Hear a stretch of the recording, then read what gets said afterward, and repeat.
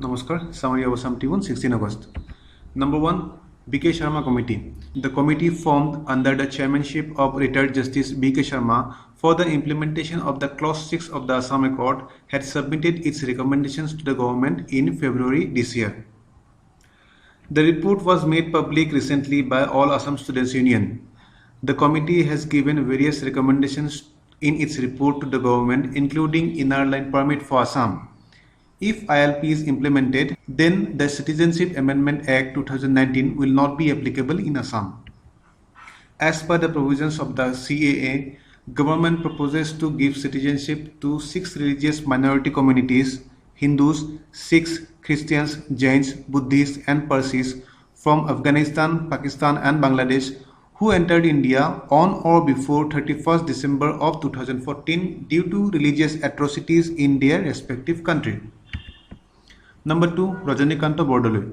Rajanikanto Bordoloi was an eminent Assamese writer and journalist. He was one of the pioneers of Romanticism in Assamese literature. He is popularly known as Upanyakh Samrat. Some critics also called him Walter Scott of Assam. Bordoloi was the president of Assam Sahitya Sabha in 1925, which was held at Nagaon. Bordoloi's novels are generally based on historical plots. Miri Jiori is his most famous novel. His other novels are Monomoti, Dondua Droh, Rohdoiligiri, Nirmal Bhakot, Tamreswar Mandir, Rongili, and Thamba Thoibir Hadhu. Number 3, Red Cliff Line. On this day, that is 17 August in 1947, the border line that separated India from Pakistan, known as the Red Cliff Line, was revealed. It was named after the chairman of the border commissions, Sir Cyril Redcliffe. He was a lawyer from England who had no previous knowledge or experience with cartography. This borderline is today the international border between India and Pakistan on the western side and between India and Bangladesh on the eastern side.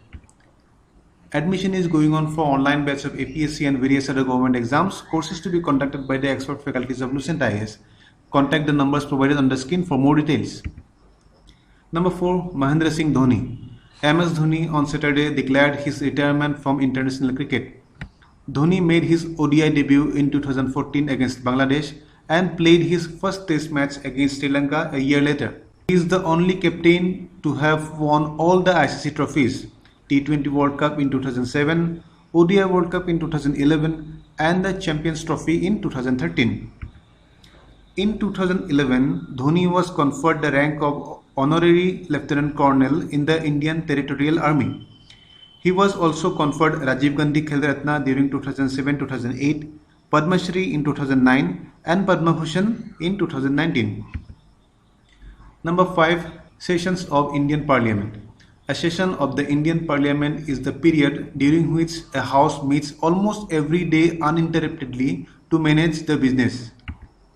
There are typically 3 sessions in a year. Number 1, budget session, that is typically held between February to May, monsoon session, July to September, and winter session, November to December. The process of calling all members of the parliament to meet is called summoning the parliament. It is the President of India who summons parliament. The maximum gap between 2 sessions of parliament cannot be more than 6 months. Number 6, Bir Silarai. The government of Assam confers the Bir Silarai Award for bravery to individuals. Bir Silarai was the younger brother of Coach King Naranarayan of Kamata Kingdom in the 16th century. He was also the commander-in-chief of the Coast Army. His original name was Huklo Dhwaj. He became more famous as Silarai because of his swiftness in the battlefield, like that of a Sila or a hawk. Silarai's valor ensured Coach supremacy over the neighboring Bhutia, Kachari and Ahom kingdoms.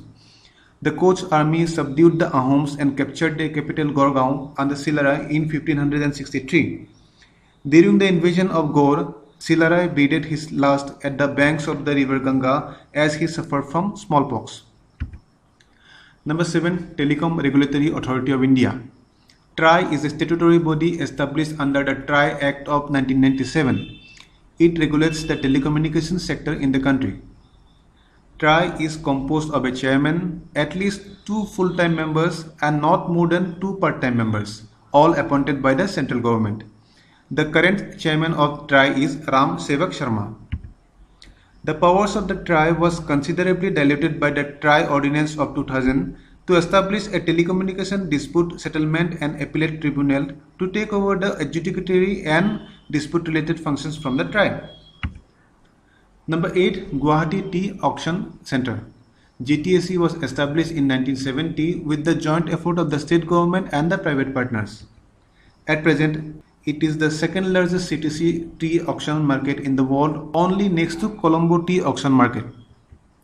CTC, or crush, tear and curl, is a method of tea production. Number 9. Governor. The governor is the constitutional head of the state, bound by the advice of his Council of Ministers. He functions as a vital link between the union government and the state government. The governor is appointed by the President of India. He must be a citizen of India, at least 35 years of age, not be a member of parliament or state legislature, and must not be hold any office of profit. The governor enjoys some constitutional as well as situational discretionary powers while discharging his functions. There have been numerous instances of conflict between the center and the states regarding the role played by the governor. Number 10. Chetan Chauhan. Ex-cricketer and Uttar Pradesh Minister Chetan Chauhan passed away yesterday due to kidney failure after being tested positive for COVID-19. An opening partner of Sunil Gavaskar, Chauhan played 40 test matches and 7 ODIs during 1969 to 1978. Later, he joined politics and got elected twice in 1991 and 1998 as a Lok Sabha MP from Amroha constituency in Uttar Pradesh. He was serving as a Minister of Youth and Sports in the state government of Uttar Pradesh at the time of his death. Thank you. Subscribe to our YouTube channel and follow us on Facebook for regular updates.